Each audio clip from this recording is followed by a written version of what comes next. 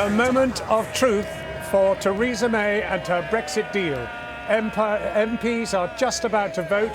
Can either survive?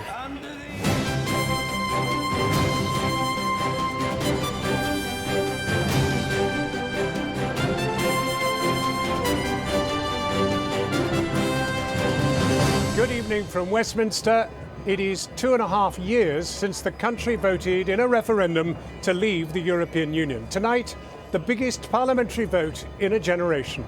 Protesters have gathered around the Palace of Westminster, awaiting the vote that was meant to be taken before Christmas.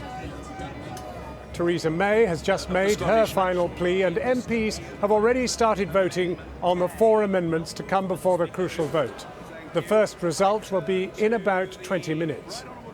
Every indication tonight is that the Brexit deal will be overwhelmingly rejected. It will quite possibly be the most crushing and complete defeat any government has suffered in modern British political history. How Theresa May will react is unclear. Can she really say again, nothing has changed? Tonight, we are all across Westminster and further afield. We will also bring you the rest of the day's news. What police say is a terror attack in Kenya as people run for their lives from a hotel complex in the centre of the capital. The trial begins here of the policeman in command during the Hillsborough disaster as he faces charges of manslaughter through gross negligence. With only 73 days to Brexit, welcome to a special edition of Channel 4 News. We will carry the results of all the votes tonight on Theresa May's Brexit deal. We will continue from 7:55 over on More 4's channel as well as online. We are expecting votes on 4 amendments, 1 from Labour, 1 from the SNP and Plaid Cymru, and 2 from Tory backbenchers, with the final vote expected before 8:30. I'm joined here at College Green by our political editor Gary Gibbon and business editor Siobhan Kennedy, who will give their expert analysis. Krishnan is in the lobby of the House of Commons, where he will be talking to MPs between their votes. Kathy is at Downing Street, and Darshna Soni is in Walsall in the West Midlands. The comparisons people are reaching for tonight are the debates on Irish Home Rule in the 1880s, the People's Budget of 1910, and the Norway debate of 1940. Only time will tell whether this debate and this vote will be the crux around which the fate of the nation is sealed. But as things stand tonight, if Theresa May's deal is defeated and no other can be cobbled together, this country will be leaving the European Union with no deal at all. Within the last few minutes, Theresa May made her final plea to MPs to avoid that very scenario. This is what she said. And if we act in the national interest and back this deal tonight, then tomorrow we can begin to build that future together. If we act in the national interest and back this deal tonight, we can build a country that works for everyone. Together we can show the people we serve that their voices have been heard, that their trust was not misplaced, that our politics can and does deliver, that politicians can rise above our differences and come together to do what the people asked of us. That is the test history has set for us today. It will determine the future of our country for generations. We each have a solemn responsibility to deliver Brexit and take this country forward. And with my whole heart, I call on this House to discharge that responsibility together, and I commend this motion to the House. Well, now, here is the breaking news. 3 of tonight's motions, there were only 4, 3 have been cancelled, and the crucial one, what is known as the Barron Amendment, the really crucial amendment, is being voted on right now. We might even have the result before 7:30. Gary Gibbon is with us. Gary, make sense of it all. Well, what this means is that we've brought forward the moment of truth and destiny. It looks as though we're going to have the vote on the main motion at 7:30. That's roughly when we should know the result.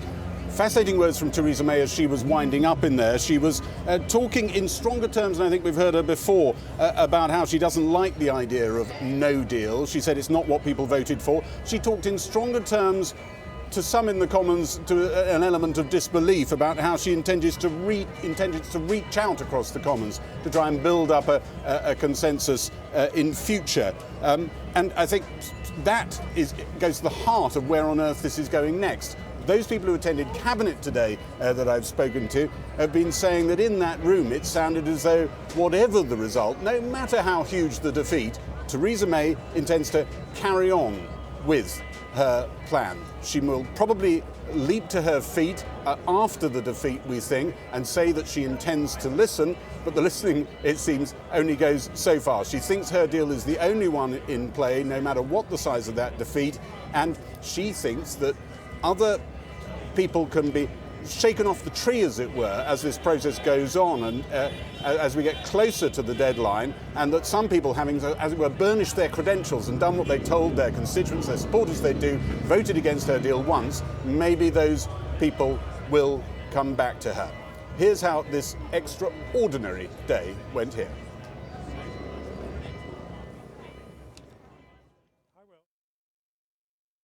So we should have another go. But now everyone knew what they were voting for. They voted to leave. We should leave. Chaos and conflict outside and inside the building. Search the history books and nothing quite compares with today. Not for centuries have these Houses of Parliament witnessed so dangerous a political struggle. Sir, we've been polite. You need to make a move, please. Means out! Critics invoke the failures of Suez, even of appeasement.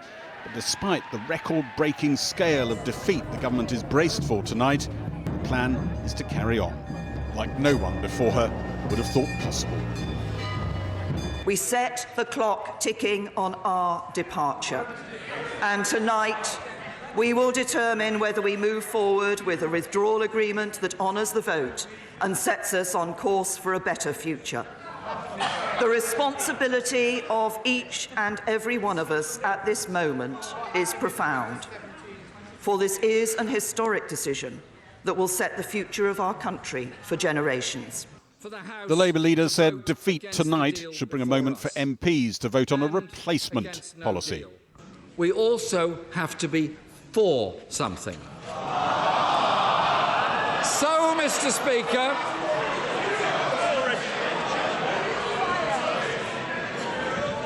So, Mr. Speaker, in the coming days, it is vital that this House has the opportunity to debate and vote on the way forward, to consider all the options available. To diminish the historic defeat, efforts carried on through the day, but whips made little advance with rebels. The Prime Minister offered you anything? Like what? The dukedom? Is there anything that she can do that will make you support her deal? The deal is not good for the country. I would strongly urge the government, therefore, after this vote is cast tonight, to conclude that enough is enough and that we have reached the journey's end. Now is the time to walk away from the intransigence of the European Union. We witnessed similar events in May 1940, when the then Prime Minister actually won the vote on the Norway debate, but on reflection concluded that he had to resign because he had lost the confidence of Parliament as a whole. The Conservative Party very helpfully interpreted leave to mean leave the single market, leave the customs union, and leave the remit of the ECJ. And sadly, Mr. Speaker, what we come up with here does not deliver that. This is a betrayal of what the people voted for. The Attorney General said businesses would rise up against MPs if they allowed no deal. What are you playing at? What are you doing? You are not children in the playground. You are legislators. There were some converts, but not enough to change the result. It means we're out of the common agricultural policy, we're out of the common fisheries policy, and all that. I've been campaigning to leave the European Union since 1975. I'm not going to see this opportunity squandered. And that's what I have to worry about this evening. I have to worry about going into a division lobby to vote down a Prime Minister's deal and finding myself in there with all those people who are in there in order to stop Brexit. The Prime Minister indicated to Cabinet Ministers that her plan was to come back again with her plan, even if she suffers a heavy defeat. The government picked up some Labour MPs' support tonight to balance lost Tory votes and hopes for more Labour support second time around. Second time around, they might do the same as me. That's entirely a matter for them. You know, we're no But nearer you have to... conversations, you could see that. You sense some of them are loose leaves that could be shaken off the tree. Some of them can be shaken off the tree. We'll have to see what replaces tonight if tonight goes down. A lot depends on how big that majority is, you think, as to whether they'd feel it was a project worth backing. Well, it does. She's clearly not persuaded enough of her own supporters to even get this deal closed. The DUP are not supporting under any circumstances, so the fact that she's going down big time and the fact that the deal doesn't meet their expectations doesn't fill me with any confidence, so I'll be voting against her deal this evening. She nearly had you tonight. Might she have you a second time round? She certainly had me thinking seriously about supporting it. Whips already have lists of who might be turnable second time round, and some government sources even talk about moving the DUP, saying they might be hoping for a ladder to climb down to rejoin the government side. They said to us that the DUP would be looking for a ladder to climb down. What do you think they mean by that? I have no idea what they mean by that, because of course the withdrawal agreement as it's currently constituted with that backstop in it is a threat to the union, and as unionists we cannot vote for something that would threaten the union. I think that Number 10 will currently be thinking that if they lose tonight's vote by somewhere around 80 to 100, that's probably not a bad result for them. That is completely unprecedented. But the reality is that the MPs had their go at trying to get rid of Theresa May before Christmas. They failed. There is now no mechanism for them to make that happen. So she is there unless she decides to walk away, and I certainly don't see that happening. So I think after tonight, the government will lose the vote, but in a peculiar way, not a huge amount has changed. Outside, a rally for a second referendum saluted one of its heroes. Theresa May remains determined to stop their venture, more quietly determined to stop a no-deal Brexit. But running out of time, her authority battered, an unprecedented defeat imminent. Well, now let's just clarify where we are. These things change very, very quickly. 3 of the 4 amendments to the main motion were pulled just after we went on air, and that leaves 1, which is the John Barron amendment, Conservative amendment, which gives the UK the right to terminate the Northern Ireland backstop without agreement of the EU, and that's to be voted on now. And then there's the main motion, and we expect the result of that, which is the motion voting on Mrs May's deal, to be voted upon around 7:30, and we should have the result soon after, so stay with us. Let's go now to Cathy Newman, who's in Downing Street. Cathy. Thanks, John. Well, as Gary Gibbon reported, Theresa May told her cabinet colleagues here in Downing Street earlier that she was intent on carrying on despite tonight's expected defeat. But the divisions on what to do next are really stark, because Remainers in the cabinet are pressing the Prime Minister to avoid no deal at all costs, while others are resisting demands to hold cross-party talks on securing a softer Brexit. Well, earlier in her Commons office, I spoke to the Leader of the House, Andrea Leadsom, who campaigned heavily in favour of Brexit, and I started by asking her how the Prime Minister could survive should her deal be defeated by historical proportions this evening. Well, you know, we're in unprecedented times. This is a huge decision that the UK has taken and that now government is trying to implement. So I'm kind of not really impressed by statistics like that. You know, I don't really think that you can use usual yardsticks, and I absolutely think the Prime Minister has to stay in position. I mean, not no for matter nothing. what the scale of the defeat. Absolutely. You know, we are 6 points ahead in the polls, and I believe that that is down to the fact that we are showing, the Prime Minister is showing her determination to deliver on the referendum. But if there's a defeat of historic proportions in modern political times, won't people out there find it absolutely extraordinary that not only is Theresa May still in Number 10, but she's saying, I'm going to double down on my deal, I'm not going to give up my deal? I think the Prime Minister is determined to deliver on Brexit. She is but not necessarily determined. her deal. Well, you know, the Prime Minister has negotiated what she feels is absolutely the best that she can. Now, my view, should there be further concessions necessary, is that the EU needs to look very carefully at it. You know, the European Union have made absolutely clear in a letter just yesterday that they don't like the backstop, that they wouldn't intend for it to be anything other than short-term and temporary. So it does not make sense that they refuse to set a timeline on it. It would be very important for the EU to look at this very carefully, because so they've got to come up with more concessions. Yeah, I think that would be the next step, is that the EU really needs to look at it. There will be a big price to be paid in the Republic of Ireland, French farmers, German manufacturers, for Polish citizens, for many different EU member states. It's very important that we don't end up in a position where we have a no-deal Brexit, which does remain the legal default position. Do you think we will definitely leave on March the 29th? I believe that it's essential that we do, and I believe the Prime Minister is absolutely committed to leaving the EU on the 29th of March. The thing, as I say, that has concerned me last week with the misuse of parliamentary procedure is the fact that things could happen through procedural use to try and delay or thwart Brexit, and that's what I'm determined to avoid. Michael Gove said, if we don't vote for the deal tonight, winter is coming, a reference to the Game of Thrones. I think that's because he was talking about Jon Snow, wasn't he? Not our Jon Snow, though. Oh, not your Jon Snow, OK. But has politics really become a sort of Game of Thrones episode where the ruling classes are at each other's throats at the expense of people living in the country? Is that what politics has become? No, not at all. No, I mean, I think, that would be to belittle. I mean, I think colleagues across the House have some very serious thinking to do today.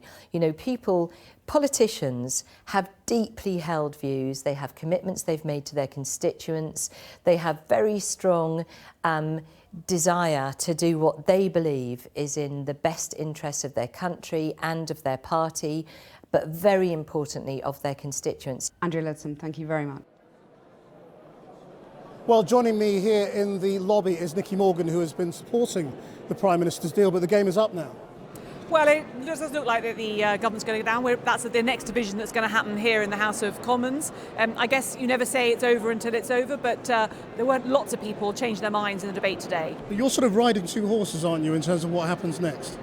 Yes, I mean, look, I think obviously I'd like the agreement to be approved today. I think that'll provide more certainty. If that doesn't happen, then I'm working with a group of MPs to see whether, in fact, the MPs can have more of a say to work out the next steps. And, of course, it depends what the Prime Minister comes back with as Plan B. It might be that she can do something that then's going to get a majority of the House of Commons to support her. Just explain what you mean precisely by giving MPs more of a say. What are you trying to achieve? So what we're going to do is trying to change the law, because at the moment the date of leaving is in legislation, and if no deal is put in place, then we end up leaving the EU without a deal in place. There's no majority for that in the House of Commons. We want there to be a deal, so if we can change that date or change say we're not going to leave without a deal, that's unprecedented for MPs to put down legislation in that way, but a draft bill's been published today and we'll try to get it debated next week. Right, so when will that get voted on? So it's about complicated, but there'll be basically the Prime Minister come back next Monday and say, this is what I'm going to do, Plan B. We will then try to amend that motion. Obviously, it depends on what she's going to say. That provides for the bill I've just talked about to be debated, probably next Wednesday. That would then give the government another 3 weeks to see whether they can come up with something that gets MPs to support it. But if not, a group of MPs called the Liaison Committee would see if we can come up with a plan. If all of that goes down, then actually eventually a motion will go to the House of Commons that says to the Secretary, or the Prime Minister actually, please apply for an extension to Article 50.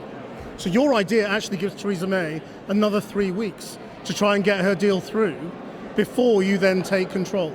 It does, and people have said, well, hang on a second, we've had an awful lot of time, it's a bit generous, but, at the end of the day, we're trying to juggle this issue. What's the point of having another 3 weeks? Well, she's just had another month. She can't get it through. Well, we haven't had the vote, and of course tonight we're going to see exactly what the House of Commons thinks of the agreement. We all have a good suspicion whether the EU is able to offer anything further, whether there are things that can reassure members of Parliament so she can get majority. I think it's worth, it is a government policy. They should see if they can get this through, but if not, MPs, and of course the processes can run in parallel to see whether MPs are able to step up to the plate and sort this out. Do you not think there is an argument that if you're going to have a 3 week space, somebody else should have the opportunity to try and get an agreement with the European Union other than Theresa May, who would have manifestly failed? Well, Theresa May is still Prime Minister. It's still very much a government thing. Actually, the point she was making in there tonight is that the majority of MPs still in the House voted for the referendum in the first place, voted to trigger Article 50. I think it's right that she is the person who's had all the negotiating with the EU. But there are other processes that can run in parallel, and I'm sure there'll be lots of discussions. I'm just saying, don't you think there's a better chance of getting an agreement if you get rid of her?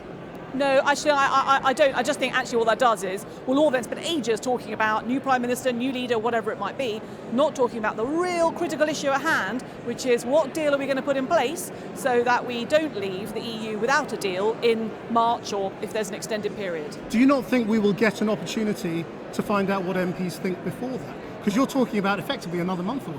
Well, of course, it's possible that the Prime Minister's plan B could be to bring forward a series of what's called indicative votes, and it could be a free vote so that all MPs, or certainly Conservative MPs, Do you think and I that's think what the Labour... Prime Minister should do? I think that's certainly one of the options. It would certainly give MPs an opportunity to say, well, I like this as an option, I don't like that as an option, and try to narrow things down. And that's what's got to happen in the House of Commons in the next few weeks. We've got to try and narrow down all the options so we get to a place where we can build a consensus. Nicky Morgan, thank you very much Thank indeed you. for joining us. Well, we are just waiting for the result of that Barron amendment, which will probably be defeated, but then we'll go to the main vote. Over to you, John, on the Green.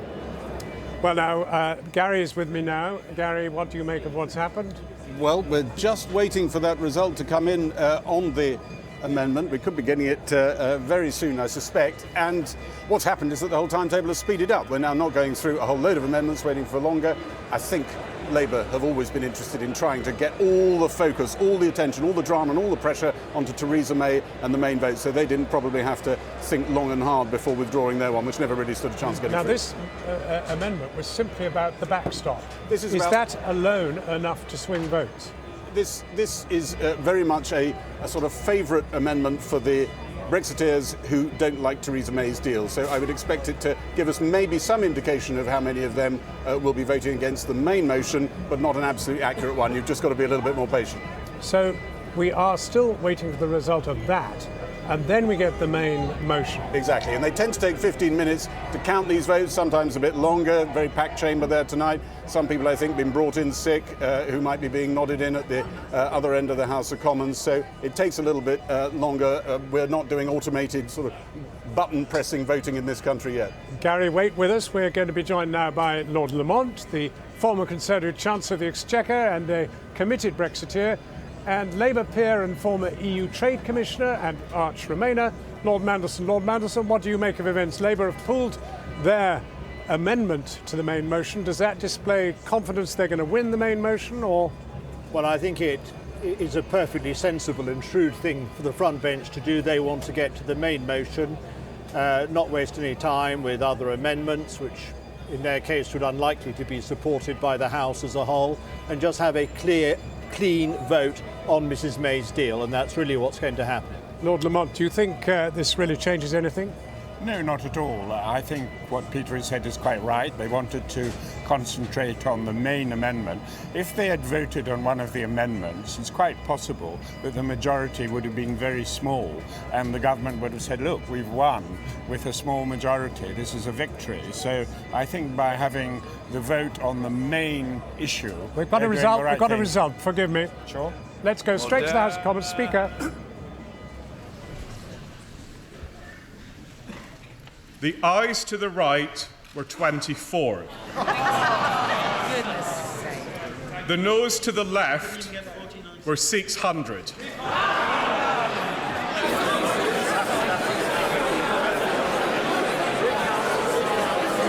ayes to the right. An unbelievable 24. Result.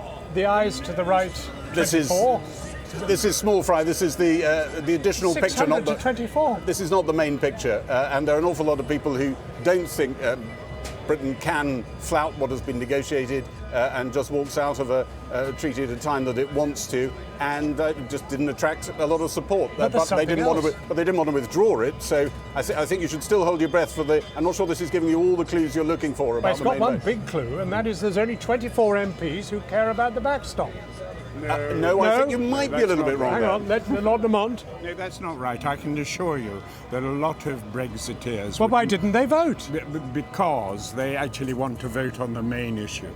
Well, that's a very funny thing, isn't it? It's not a very funny thing. It's the obvious thing to do. They want to vote on the main issue, and they know that the Barron Amendment has no legal effect. It's meaningless. So they're mustering, and you want them to defeat.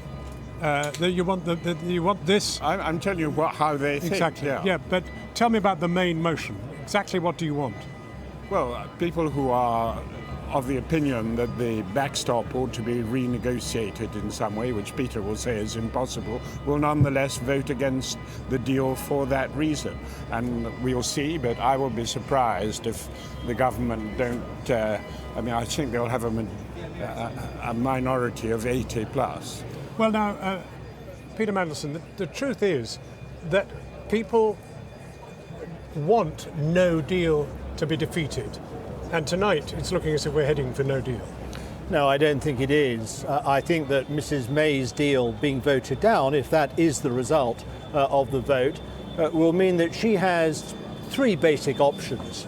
She can either go to Brussels and try and get a tweak of this Irish backstop without bringing any further clarity about our future relationship with the European Union, or she can basically go towards Norway, reach out across the chamber, reach out to Labour and try and move towards some softer sort of But that's Brexit. a complete renegotiation which would take a very long time. It would not affect the withdrawal agreement, only the political declaration, so it would be simpler to do. But as the chairman of the Conservative Party apparently said to the Cabinet today, the Tory party simply will not wear that.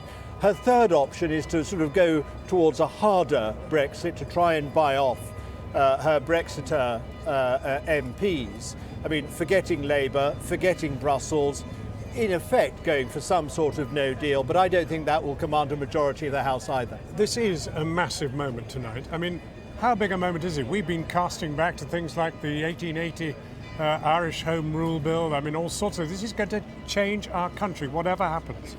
Well, I think we are in the rapids and we're going forward, whether we like it or not. This is a dramatic, historic moment.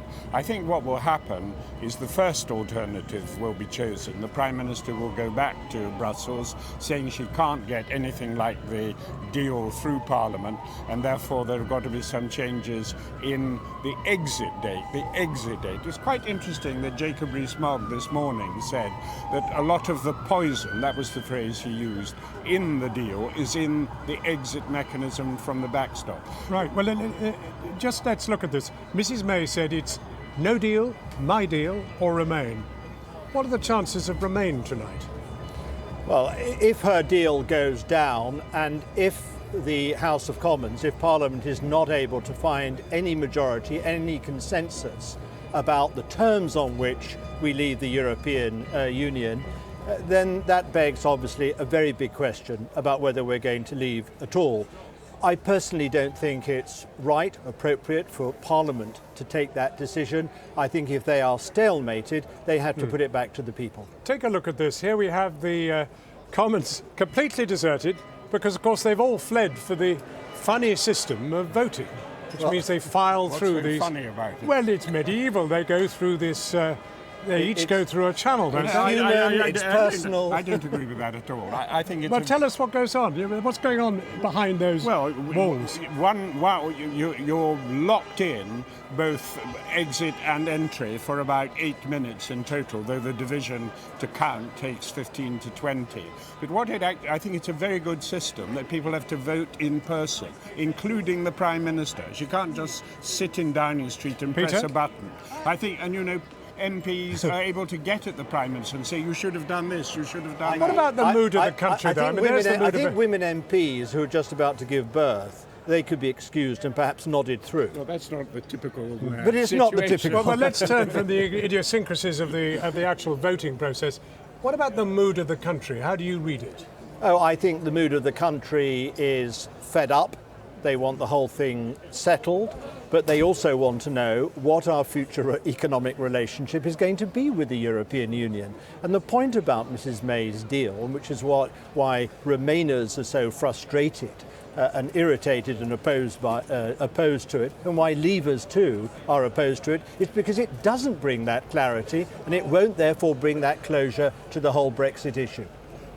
Well, I think people are getting fed up with it all going on so long, but I think there would be a tremendous feeling of bitterness and betrayal in the country if the result of the referendum were not honoured. And when people talk about handing it back to Parliament, they mean handing it back to Brussels, when in fact people voted to take the power away from Brussels. We don't have long to wait to find out what the vote tonight is. So what do they make of it on the continent?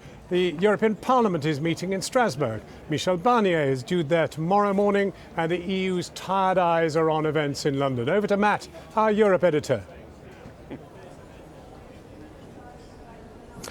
Well, John, they were supposed to be, in fact, they have been celebrating the 20th anniversary of the introduction of the euro here in the European Parliament in Strasbourg. But as ever, the party has been spoiled to some extent by Brexit. Of course, everyone's eyes is on the vote in London. A lot of the response here will depend on that margin. Now, if the margin is, let's say, 60-80 margin of defeat, then perhaps some people will think, can we do something to nudge this deal that we spent 2 years cobbling together, the most complicated divorce agreement in history?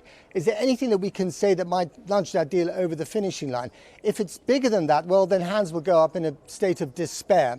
But here's an interesting development. I've spoken to a number of senior German officials here, politicians at the European Parliament, and they've told me something that I also heard in Berlin, which is that there's a sense of regret almost that everything has come down to the backstop. As one of them said rather wistfully, if only we had let the backstop as a bilateral issue to be sorted out between Britain and Ireland, rather like Gibraltar is being sorted out between Spain and London. And then if you ask the question, well, is there anything that Chancellor Merkel could say to Michel Barnier or to Jean-Claude Juncker, rally the others behind her to say, well, actually, you know what, let's give them that concession. Let's give them the sell-by date on the backstep. Then the answer is no, we cannot do that. But I think there's a real sense that they are now facing the cliff, the possibility of a chaotic or very hard Brexit, which wouldn't be great for the German economy. Remember, the German economy is facing a possible recession. A second quarter with negative growth means a recession. That's what they're moving towards. The German car industry is having a really rough time at the moment, mainly because of China. But the last thing they need in all that is for a chaotic Brexit. However, is that enough to change the course of the Titanic? No. They're not prepared to go and say those words which might persuade people in the Tory party to vote for this deal after all. But of course, everything is, depends on the result. All eyes here are glued on television screens in London to see what actually happens. What is that margin of defeat? If the margin is a whopping one, then of course we're on to possibility of retraction of Article 50, delaying Article 50, a second referendum. All those options are things that no one here is particularly fond of, but they may have to swallow them and carry on. Back to you. Matt, thank you indeed. Well, our political editor Gary Gibbon is still here, and our editor of business affairs, Siobhan Kennedy, is here. Siobhan, City presumably waiting with bated breath in some way.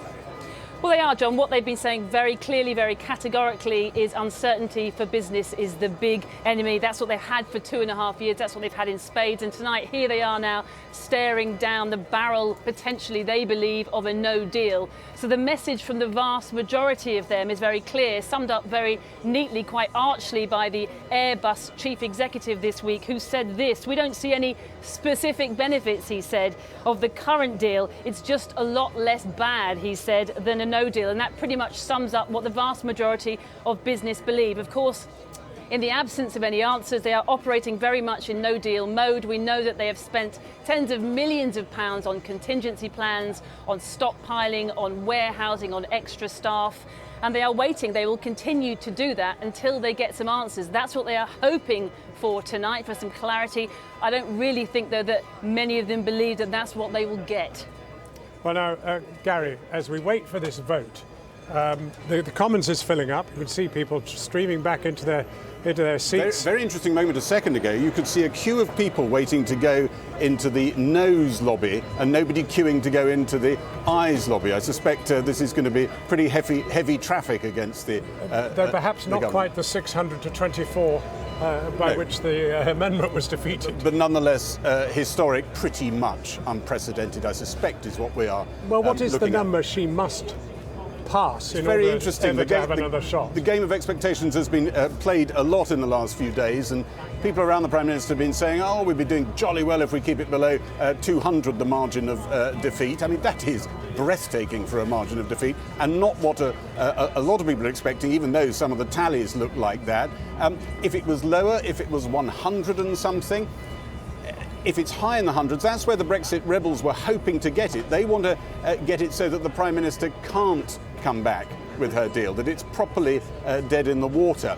People around the Prime Minister are hoping to get it just below 100, maybe into double figures, the margin of defeat. And then they say, let's say it was 70 or 80. Then you need to turn 35 or 40 MPs. Well, some of them could come from the Labour side, some could come from the Tory side, and they think that's doable because they think there are people out there who felt they had to demonstrate their opposition to this project today, but come a second time, that much closer to the deadline, having paraded their consciences, as one number 10 source put it, they might just feel that they could row in. And that seems to be, we'll find out soon enough, what the Prime Minister is gambling on as a plan B. Well, now, just in case you're wondering, you can hear a bell tolling, although it has stopped just now, but it's been hammering away. For whom the bell tolls, well, it tolls for thee, because it is in fact the protesters. But I'm not sure which side they're on. Bang, bang, bang, they've been going until I mention them, and then they stop. A very interesting moment in live broadcasting. It's all been a sort of street demonstration meets Wicker Man here today. Just one point, though, on what Siobhan was talking about. The government is acutely aware of the dangers of business uncertainty, and it's been very interesting. I've watched revolts against governments before, like the Iraq one, and what happened there was that Labour whips and Labour MPs and leaders spent the whole day trying to squeeze as many votes back. Today it was more an attention to trying to get abstentions back and trying to choreograph how they can react. And amongst those things is going to be a 9 o'clock conference call, we think, which the Prime Minister could be on, Philip Hammond, the Chancellor, the Business Secretary, 2 business leaders, trying to reassure them, don't panic.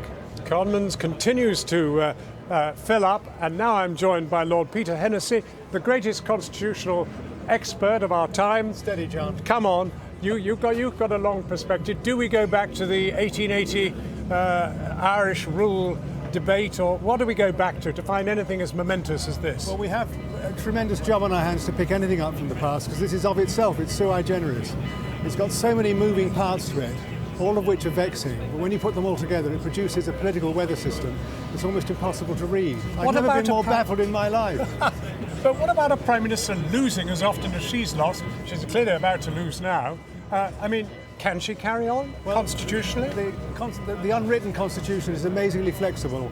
Philip Ziegler, who's a very clever man, once said to my MA students, it proceeds on the basis of instantly invented precedents. And what happens is, we look for precedents from the past and redo them, jiggle them together to fit the new circumstances, and try and find a way through. But well, give us the precedent we're going to build on now. I think this is a new one. I remember Churchill was Chancellor of the Exchequer in 1925 and wasn't very good at it. It was a gold standard crisis. And he said, since the war, all the maps are out of date and the compasses have been broken. That's exactly where we are tonight. But the only thing we can be sure of, the result we're going to get in just a minute, will score a very deep line across the page of our national history. Who knows where that line will lead to? But today will be revisited by historians for generations to come.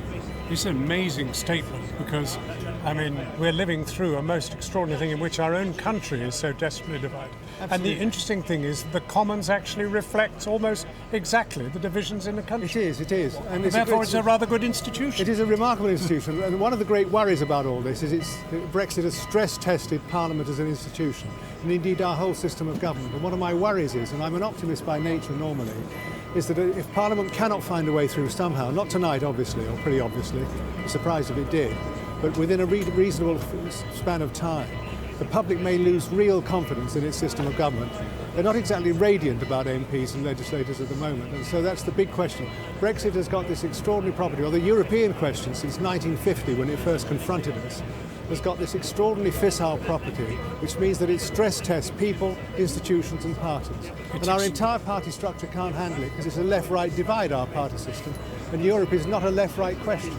The extraordinary thing is that Parliament itself is shrouded in scaffolding, as if it is itself falling down. We know it's having to be renewed, but it is an extraordinary symbol of the way things are going. It is indeed, as indeed this is this remarkable cacophony here. Have you seen anything like this before? Never. In the middle of a debate? All these flags. We used to think we were an understated people. Look at this. I know they're hyperactive and inflamed by the question, perhaps to an unusual degree, but the decorous side of British politics, in fact, in some ways, it's quite wonderful. What? Let's break it. Here we go. Here's the result. The ayes to the right, 202. The noes to the left, 432. That's a 200 vote defeat. That's extraordinary. Well, Massive. It's not entirely unexpected, but it's much bigger than I expected myself. That, Gary, is too big for her, surely, now to say, I'm still in charge and I'm going back to Europe? The government was desperately hoping to keep it way, way, way below that number, and I think it will be an absolute shock to the system. The sort of strategy that she was talking about to Cabinet today, which involved probably not reaching out to Jeremy Corbyn, but reaching out to a few Labour backbenchers, just trying to do a bit more incremental stuff, what she'd been doing already. That doesn't wash now. We do seem to have moved into a new moment. And now the Prime Minister's speaking. It means nothing has moved. Here we go. Here's tonight's vote Prime Minister tells us nothing about what it does support. Nothing about how or even if it intends to honour the decision the British people took in a referendum Parliament decided to hold. And people, particularly EU citizens who've made their home here, and UK citizens living in the EU, deserve clarity on these questions as soon as possible. Order! There's no good people shouting. There will be an opportunity for other points of order, but the Prime Minister must and will be heard. The Prime Minister. Those whose jobs rely on our trade with the EU need that clarity. So, with your permission, Mr. Speaker, I'd like to set out briefly how the government intends to proceed. First, we need to confirm whether this government still enjoys the confidence of the House. I believe that it does, but given the scale and importance of tonight's vote, it's right that others have the chance to test that question if they wish to do so.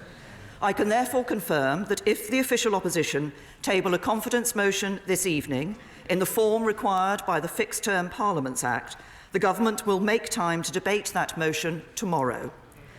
And if, as happened before Christmas, the official opposition declined to do so, we will, on this occasion, consider making time tomorrow to debate any motion in the form required from the other opposition parties, should they put one forward.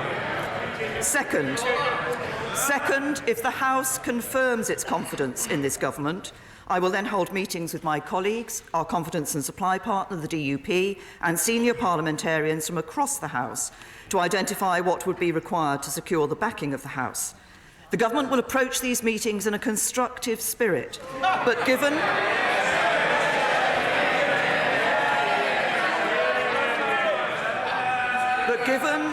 the urgent need to make progress, we must focus on ideas that are genuinely negotiable and have sufficient support in this House. Third, if these meetings yield such ideas, the government will then explore them with the European Union. Mr. Speaker, I want to end by offering two reassurances. The first is to those who fear that the government's strategy is to run down the clock to the 29th of March. That is not our strategy. I've always believed that the best way forward is to leave in an orderly way with a good deal, and have devoted much of the last 2 years negotiating such a deal.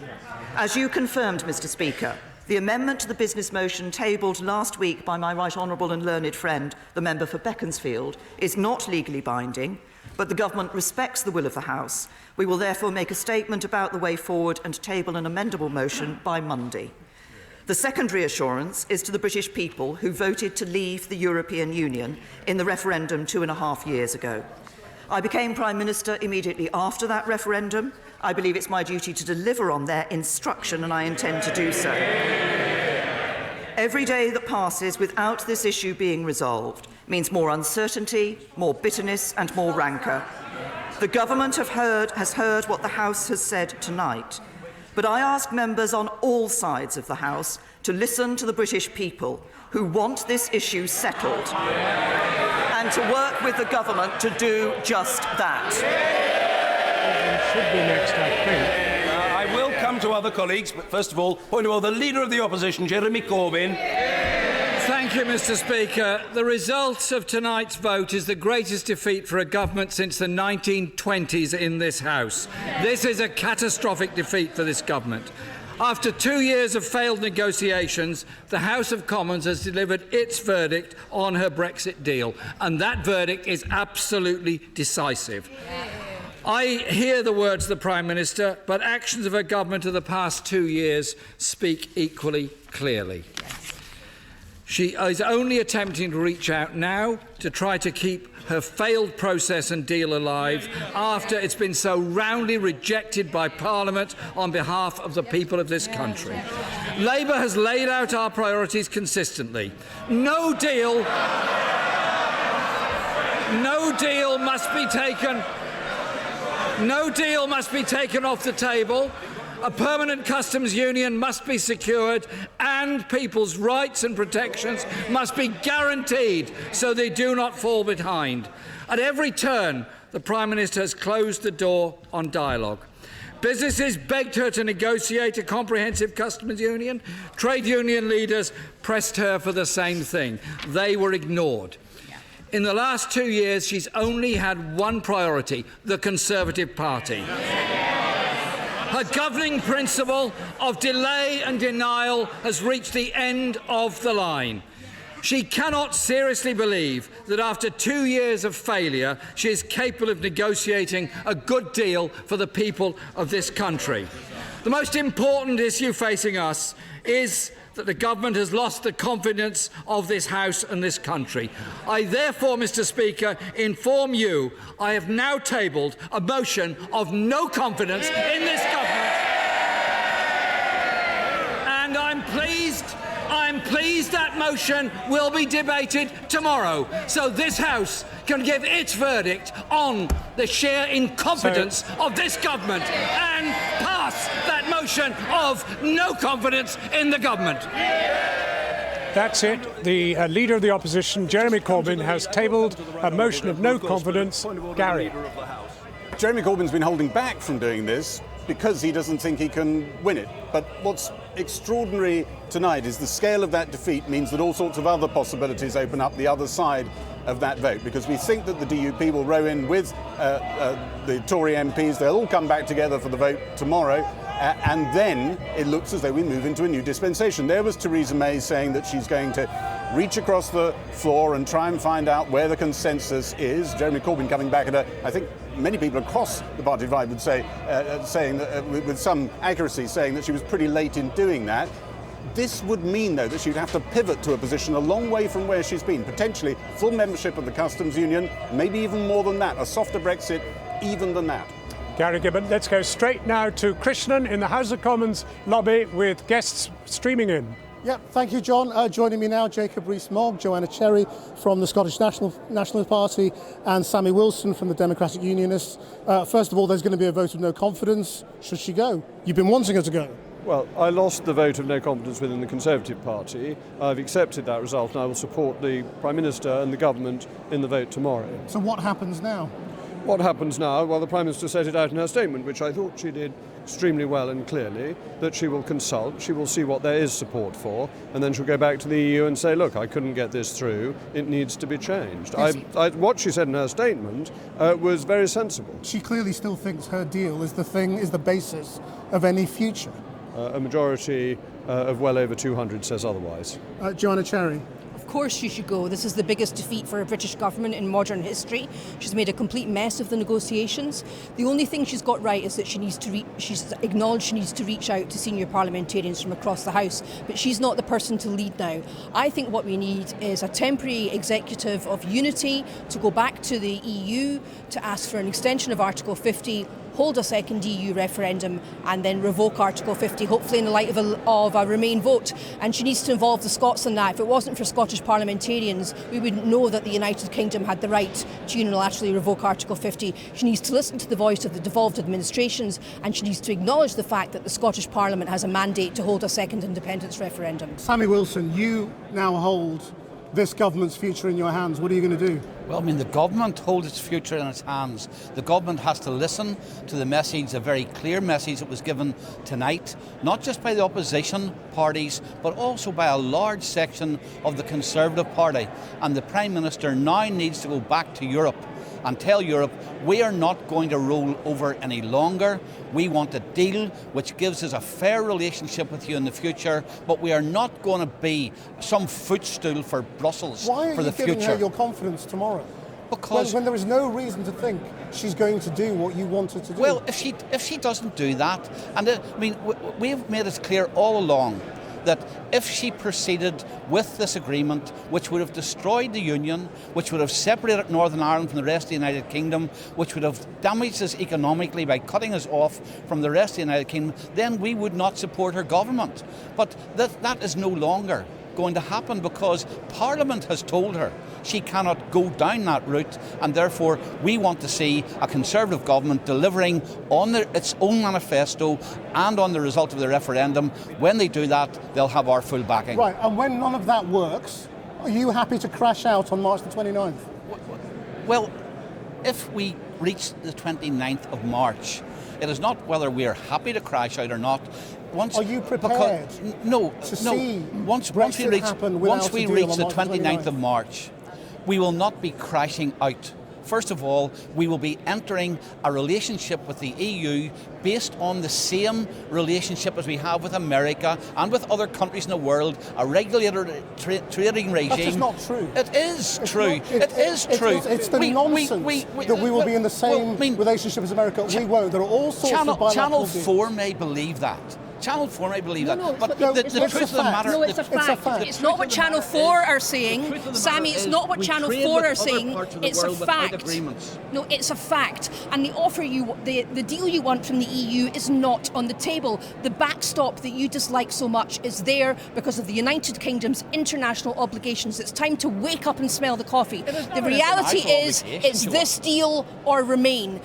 The vote should now go to the people of Britain, and they should get the choice between this pitiful deal that Parliament has voted down and the choice of remaining, and I'm confident that they'll choose to remain. And if they don't, the Scots will be going their separate way. Well, what does appear to be the case now is that if all of this fails, there will be indicative votes. Parliament will make it clear that no deal is not what Parliament wants. What are you going to do then? What should the government do then? Well, ignore it? You say that Parliament will say this, but Parliament passed with an overwhelming majority the Article 50 Act to begin a 2-year process, and it passed the Withdrawal Act, both of these in the knowledge that if no deal was agreed, we would leave without a deal. So an indicative vote should be ignored, is that what you're saying?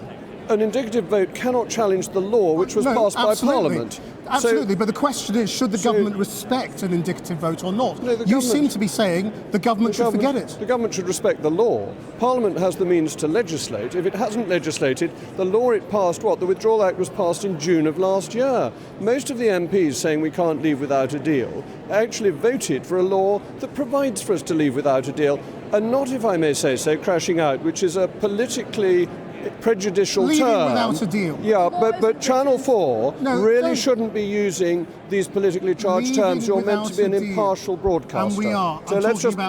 Yeah, but you were saying to Mr. Wilson crashing out, and you really ought not to say that, because you're meant to be impartial. I'm talking to you about whether the government should respect the will of Parliament. And you're saying an indicative vote cannot be overturn ignored. the law. Absolutely. The law... So the government should just ignore it? For very good reason. The law is hard to change. That's one of the foundation stones of protecting our liberties and our constitutional legal order. So, of course, the law overrides any individual motion of the House of Commons. Thank you all very much. The House of Commons can vote to change the law. That's what needs to happen now. You're always going on about how your beloved Parliament is supreme. It's time for it to act, to change the law, to enable us to have a second vote. The House of Commons cannot change the view of the people of the United Kingdom who voted 2.5 years ago to leave. We have a date for leaving. We have a date for leaving, and we will leave on the 29th of March. Northern Ireland. Let's see. Thank you all very much indeed for joining us. Now back to John. No, I beg your pardon. So we're going to Matt Fry now in Brussels. Yeah, thanks, Chris. Yeah, welcome back to Strasbourg here. So, I mean, just a few minutes ago when the result was announced in London, you could hear the gasps on every floor of this building because practically everyone was watching proceedings in London live. Let's talk to Mourad McGuinness, Vice President of the European Parliament. 230. What's your response to that? Well, I think you said people were gasping. I mean, there's no doubt that everyone was glued to what was happening in the House of Commons. I suppose in a calm moment, I'd say this is very decisive. I thought the Prime Minister, in her summary after the result was delivered, was quite clear about the next steps. We had anticipated perhaps not quite as big a margin. And I think we're going to have to wait and analyse who's voted what way, because what strikes me, and always has, is that this has been rejected by such a large margin, but people voted against it for different different reasons. So, for example, some people dislike the idea of an agreement at all, so they want a hard Brexit. Others, like Jeremy Corbyn, wants a customs union, so they don't like the flavour of it. Well, the deal is on the table. From the European Union side, it's just been given a death very certificate. clear what the House of Commons has said in terms of the numbers. It is not clear what the House of Commons wants next. So this is for me quite critical. So we hear the result very clear and very strong.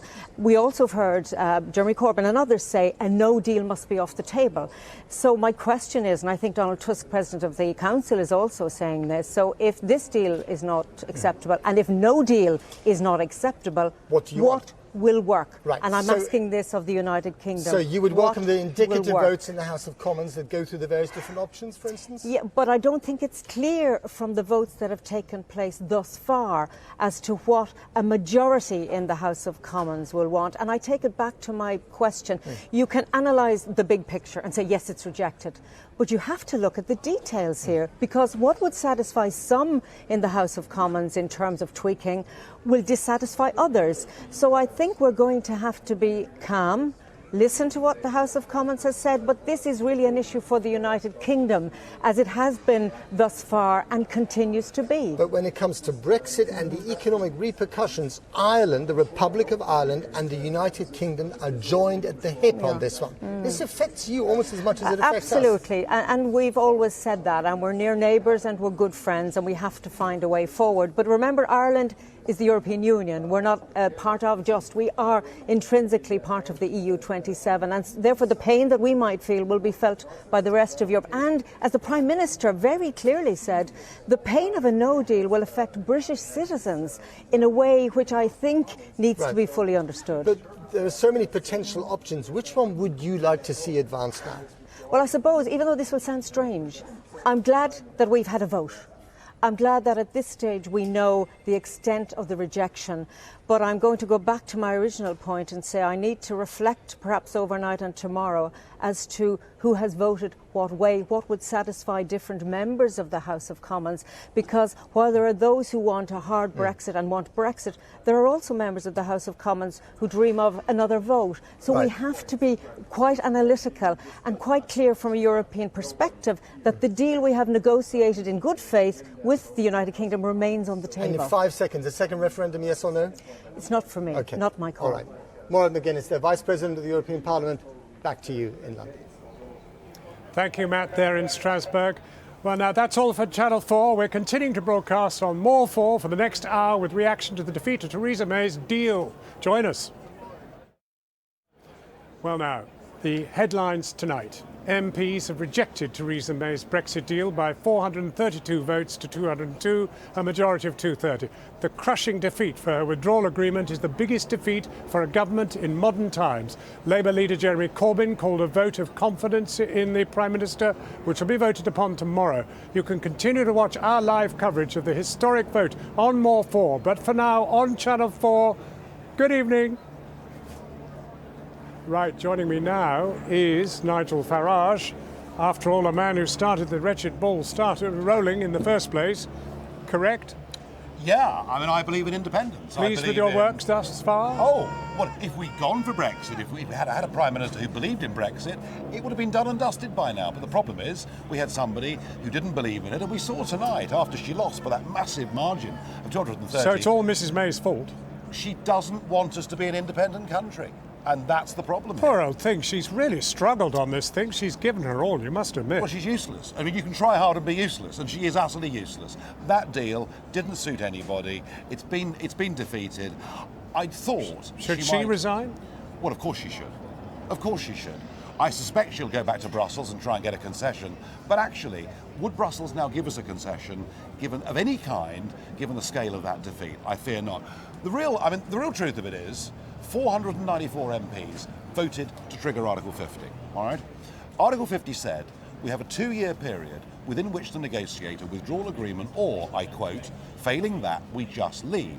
So to honour the referendum result, to honour their own vote in Parliament, what should happen is we should now be preparing to leave on WTO terms on March the 29th. This Parliament has represented the people quite brilliantly.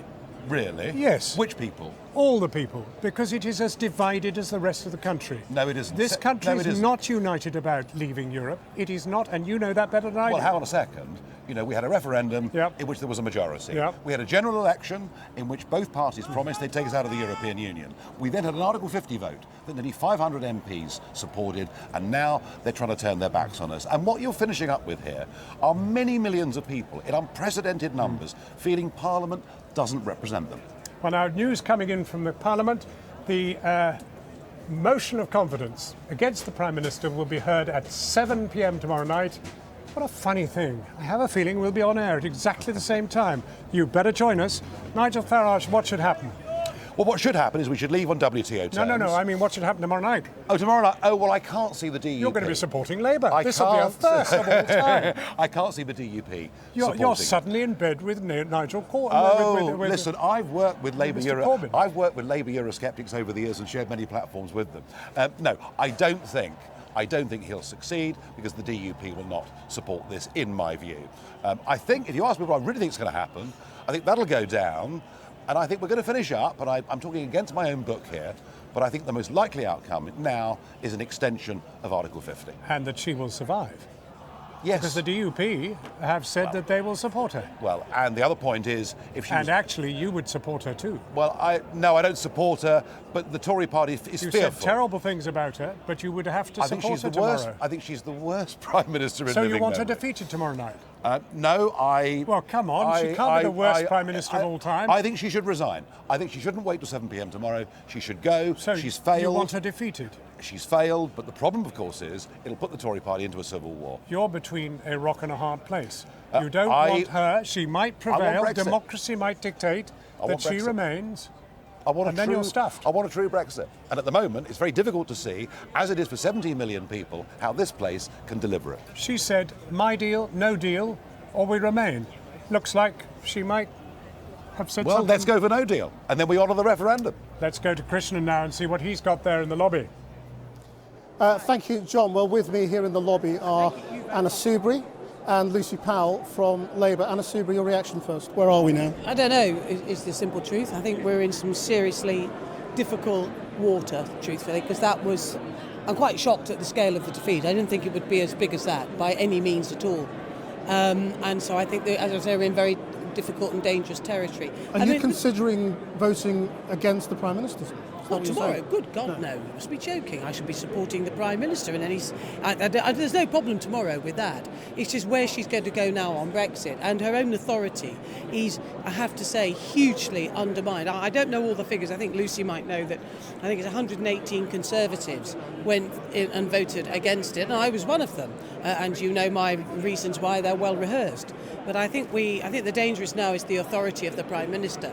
And the position she finds herself in. I mean, she seems to be determined to battle on, but fine. But what the hell is she going to do? Because we cannot go on like this, and we need swift resolution. But my own view is that we have debated this over and over again, not in any meaningful way, but, you know, the idea that there's some Norwegian model, no disrespect to Lucy, that we're all going to go off into is for the birds. If they want to test it, fine. But we need now to get on and move on swiftly. And you know my view, the only way through the impasse, which there is, I think it's a majority against no deal. I think Norway, that went a long time ago and it was there and it's gone. So what the hell is anybody going to do? The only thing is to go back to the British people. Yes, but before that, are you suggesting that once you have confidence in the government, Theresa May should be thinking about stepping down and somebody else taking over? No, I don't. The last thing... that's what it sounds like. No. I think it's the shock, though, because in normal times, frankly, I think that would happen. I mean, good God, this is a flagship policy of magnitude, and the PM loses by that. But no, because the last thing we want is a leadership election. God help us from that. Because, you know, time is against us. Yes, I know we can extend and we can take it out of legislation, but in terms of the public, they are getting sick up to the back teeth of this. Right, we need to make she's going to progress. reach out, she says. What is it that the House can agree on? Well, look, that's absolutely what she's now got to do. I mean, she had a choice today about whether she continued to sort of double down on her strategy of trying to constantly appease her Brexiteers and the DUP, Or did she face the other way and try and reach out across the House of Commons and build a consensus? And I think she's indicated tonight she's going to do the second of those. That's long, long overdue. I think there is an appetite for her to do that because actually for all the noise about a second referendum, I don't believe there is a majority for that in Parliament because I think MPs are very worried about the consequences of the second referendum. I think if we can come to an agreement before, maybe that's the very, very final sort of stage of but things. You don't think there's agreement for Norway Plus either, do you? Well, look, I think there are many, many people who have come up to me in the last week or two. A majority we're talking about. Potentially, because I think what we've got to all now look at, the Prime Minister and others down, is what is it we could live with? What is our plan B? What is our second choice option? I'm not suggesting it's sort of clickbait that everyone's going to be emailing MPs about. Compromises don't look like that. Well, you could live with Norway Plus, couldn't you? Well, I've been making the case for it for the last 2 years, for God's sakes. I mean, I've had So death why do you threats. think- I've been threatened with deselection because that's what I've been arguing for. And the trouble is, it was always only going to work if the Prime Minister, and I did say this to her, I said it to her face. I said, Prime Minister, you can get the single market and the custom union. It's the right thing to do by British business, solves your problem in Northern Ireland, and you go over the heads of the Labour front bench and you reach out to the sensibles and moderate people that are sitting beyond it. And she would not do that. And you've heard all the speeches today. She's had every opportunity. Now she says she wants to do it. The truth is, as you heard from Stephen Doughty today, you heard from Ben Bradshaw, that has gone. And one of the reasons is because people see the real alternative now of a people's vote. Can I just call Hilary Benn? Can I just call you over for a second? We're live on Channel 4 News. Sure. What's going to happen now? Where is the agreement in the House of Commons? Is what we're trying to work out. When Theresa May says she's going to reach out to you all. Well, I mean, she should have done this 2.5 years ago. And it's all very well to say now that she's going to reach out and try and seek a consensus. My own view is, You're I think... not listening, is what you're saying. Well, the big question is, will she listen? Because she hasn't been listening for 2.5 years. I think the House of Commons should now have a chance to vote on a series of potential alternatives. That would be the rational and the sensible thing to do, because it would be a way to find out whether there is something on which there might be a consensus. Show that there's nothing you can agree well, on? it might, but then you have to work out what you do after that. But a good place to start would be, is there something that can command an alternative support in the House of Commons, given the scale of this utterly humiliating defeat this evening? Look, people at home are going to be tearing their hair out thinking, I thought this was it. This was the night. No, we've never said that. Now, when are we going to get any kind of resolution? When she can find a majority in the House, and we all agree on these terrible failings, I'm afraid to say, of my Prime Minister. And she now is saying, as Hillary identifies, Aunt Lucy, she's reaching out. My point is there are a lot of people who have moved on from that now because we see that we can get a people's vote. I know, but I do think... I know that's difficult. I know. Nobody wants it in many ways. But I do think, and I know they're not the noisy people who are often on the news and on the telly, but I personally believe, from talking to a lot of colleagues, especially on our side, and I think on the Conservative side as well, there's a lot of worry about a second referendum, especially if it comes off the back of the fact that we as MPs, who are paid a lot of money to make decisions and come to agreement, we can't agree between ourselves what Brexit needs to look like. And I actually think in these last few days now, there's a growing recognition, because no one voted tonight against that deal with gung-ho and kind of joy about it. We all knew that it was a very, very difficult decision, and I do think, and the Prime Minister needs to lead some of this, but there's other people who will if she won't, that MPs will try and hold their nose a bit and accept that maybe their preferred option won't happen, and see what we can live with and what we can gather around. Is this your party policy? That's our party policy. Your policy is people's vote. There's one thing that she needs to do straight away. She said something significant just now. We will not allow the clock to run down. Now, she needs to follow through the logic of that statement and say to the House of Commons, we will not allow the United Kingdom to leave the European Union without an agreement. Because the businesses that are watching tonight, you talk about people tearing their hair out, the businesses will be saying, well, what on earth is going to happen? What am I meant to be planning for? And no responsible government could allow us to leave without a deal. And the Prime Minister, if she ruled that out, that would be the first practical contribution she would make to the process. That we need now to follow and which Lucy And has then set there's two out. Labour MPs here. The confidence vote tomorrow. It's a bit of a waste of time. Take it Thank you don't Anna. want me. I'm off. Is that all right, darling? We would have quite happily had another answer, but you can go if you need to. Thank you very much indeed. Can I just ask you, it's a waste of time tomorrow, isn't it? No, it's not a waste of time. I think it's a very important exercise because, as Anna said earlier, in any historical context at all, when that happened to a Prime Minister, they would either resign or call a general election themselves, you know. So it's really important that Parliament is asked that question. I mean, I think it's unlikely that Parliament will vote for no confidence in the government because the DUP and others already said they'll back her, but it's a necessary test that needs to now happen. Lucy Powell, Hilary Benn, thank you very much. Thank you. Indeed. And the tactic, I suppose, of dropping your amendment worked, in that the defeat was huge.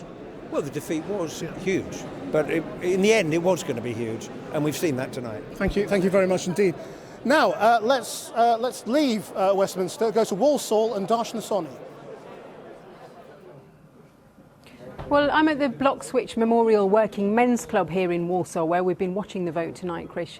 Tuesday night is one of their busiest. There's all sorts of clubs going on here. There's a snooker club, a keep fit class upstairs. We've even seen some men walk by with air rifles, but we're told it was nothing to do with the result. There's a shooting club going on next door. Now, this area had the highest number of Leave voters in the whole of the Black Country. Just one ward out of 20 voted Remain. Well, after tonight's dramatic events, do those voters feel that we're any closer to achieving what they voted for 2.5 years ago? Let's find out by speaking to some of them. Thank you for joining me. Dave, what do you make of tonight's result? I think defeat. it's the best possible result it could be for Britain. Really, you wanted them to vote against it? Absolutely, yes. But yes. Theresa May warned that it could lead to us crashing out of the EU. Crashing out a phrase that's used too much and too loosely. We won't be crashing out of anywhere. They still want to trade with us. EU, the rest of the world, still want to trade with Britain, fifth biggest economy. So you welcome the result? Yeah, it's just a shocker that they've told so many lies. There was a huge build-up to this vote, Wade, and lots of people were talking about it, you know, lots of journalists and politicians. But you were saying you feel removed from all of that. Totally out of touch since the very first vote and voting leave. And You're then fed up with it all? Fed up with it because what we voted for wasn't, you know, what the British people wanted wasn't followed through. So you're pretty fed up despite tonight's vote? Totally, yeah. Right. It seems like it's gone in the right direction, still leaving. Brilliant. Well, we'll be coming back to you too. Thank you very much for that. That's it for now. We'll be back here soon. Well, with me here in the lobby is Boris Johnson. What does tonight tell us about British democracy? Well, I think it shows that Parliament, when it's asked to, can hold the executive to account in a very successful way. And I think that the House of Commons has shown that this deal was not right for the UK. We're a great country, a great economy, a great democracy.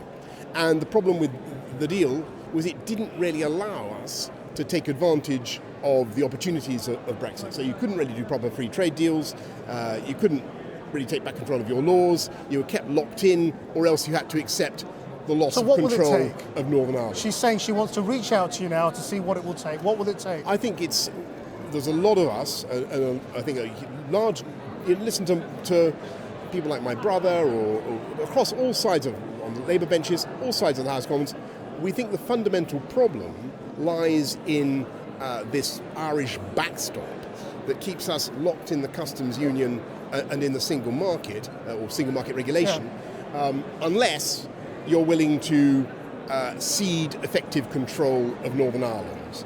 And that's obviously not something that any UK government could do, so it's a trap. And what we need, and I think it's quite simple, is a voluntary exit from that backstop mechanism. So just the power to leave, the power to have the unilateral a hard Brexit. No, that's not a hard Brexit. No, the unilateral power to come out and to say, right, we're going to do our own thing and we'll strike a different arrangement. But there's stuff in this deal. I want to stress, Christian, there's stuff in this deal. Agree to that?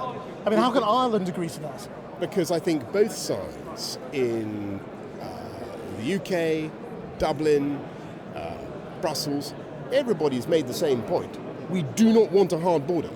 And not only that, but there's no need for a hard border or any intention to put a hard border in place. So we can fix that problem. What we need to do is use the implementation period that runs from March this year, or is I hope going to run from March 29th this year, to negotiate a big Super Canada-style free trade agreement with the EU. So you think we would still have a withdrawal agreement with an exit from the backstop, and then get rid of the political declaration and try and negotiate some sort of Canada deal? Pretty much right.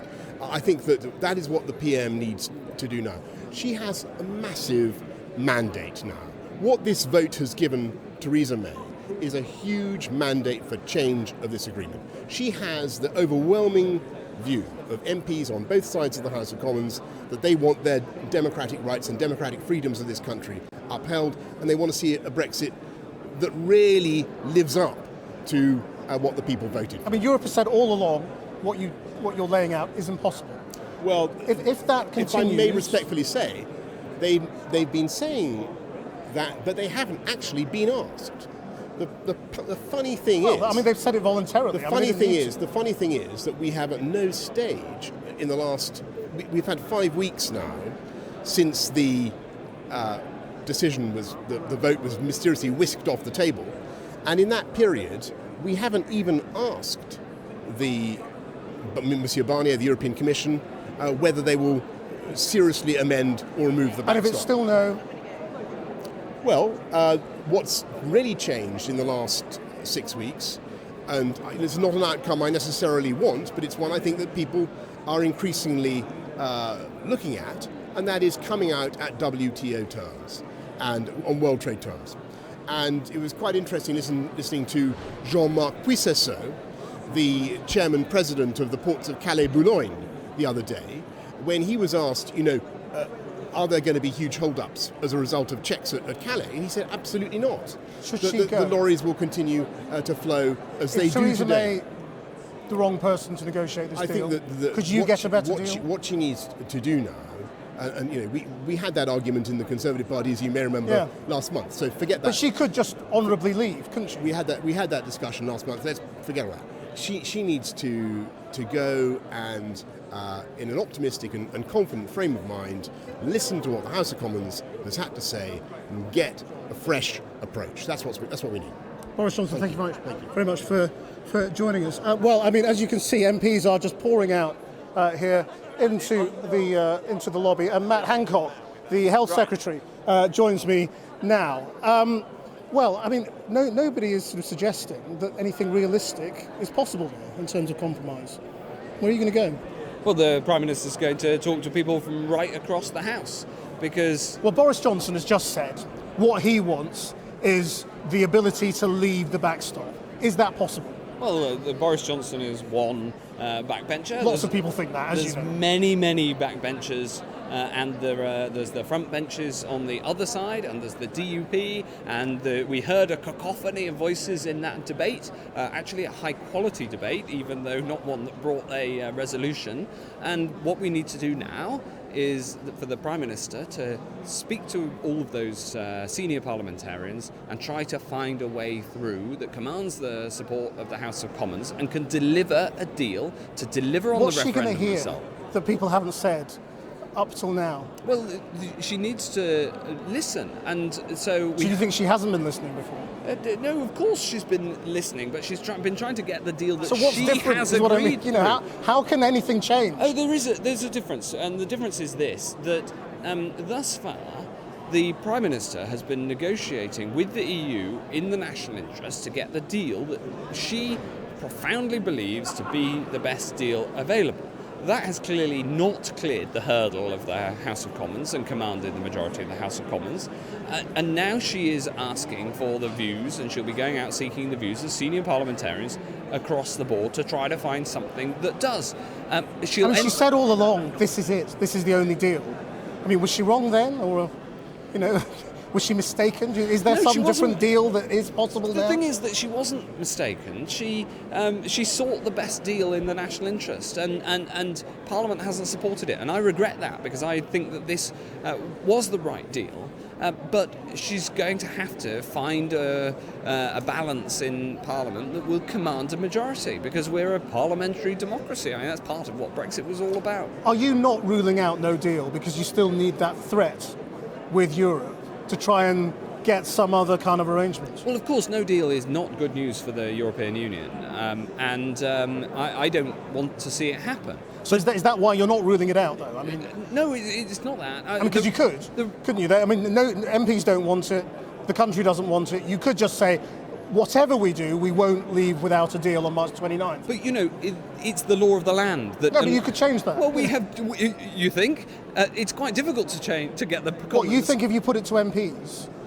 Let's delay, or let's not Brexit without a deal, that they wouldn't support you? Well, it depends what the alternative is, because the only way that you can take no deal off the table is by the law of the land changing in favour of a deal. And that's what we tried to do today. We clearly didn't succeed. And now the Prime Minister needs to find a deal that can land a majority of the House of Commons. Because the thing about no deal and why it remains on the table is because it is the law. It's what happens unless a majority can be passed in favour of something else. And this has been one of the frustrations of this debate. There have been a lot of people, especially Jeremy Corbyn, who've just said, we're against this.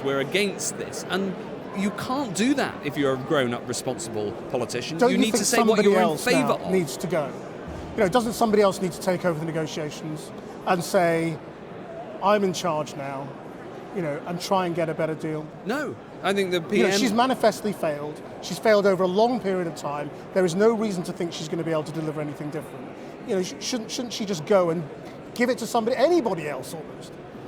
No, she shouldn't, for two reasons. Firstly, she's the right person to do this, and secondly, who is the alternative? There isn't one. Any of them. No. Sajid Javid, Jeremy Hunt, you No. could have a go. No. You're not Theresa May, that's the point. No.